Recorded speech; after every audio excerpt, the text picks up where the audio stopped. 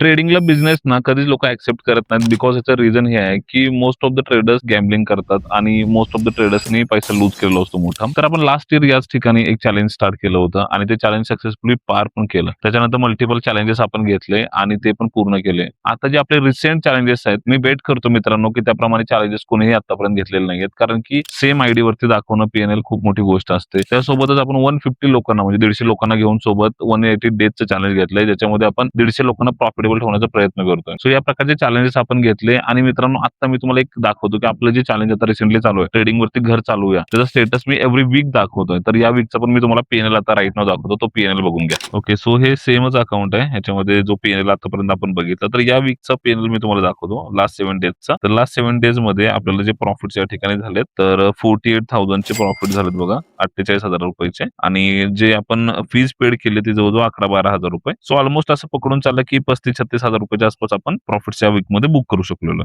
So आपल्याला फक्त ट्रेडिंगवरती घर चालवायचं होतं. पण जर इन्कम तुम्ही बघितला तर एव्हरी वीक आपण ऑलमोस्ट 60-65,000 च्या आसपास प्रॉफिट्स पहिल्या 2 वीकमध्ये होते आणि आता ऑलमोस्ट 40,000 च्या आसपास प्रॉफिट्स आहेत. सो प्रॉफिट्स खूप जास्त आहेत. पण इकडे सिंपल गोष्ट ही आहे, की ट्रेडिंग स्टाईल पण खूप जास्त अग्रेसिव्ह असल्यामुळे एवढा जास्त आरओआय जनरेट होतोय आणि क्रिप्टो मार्केटमध्ये ऑब्व्हियसली खूप जास्त रिस्क असते, लिव्हरेज खूप जास्त असतं आणि त्याच्यामुळे एवढे रिटर्न सुद्धा भेटतात. मित्रांनो, रेग्युलर अपडेटसाठी राइट नाऊ पेजला फॉलो करा आणि ज्या लोकांना ट्रस्ट नाही ट्रेडिंगवरती त्या सगळ्या लोकांना ही रील शेअर करा. Thank you so much.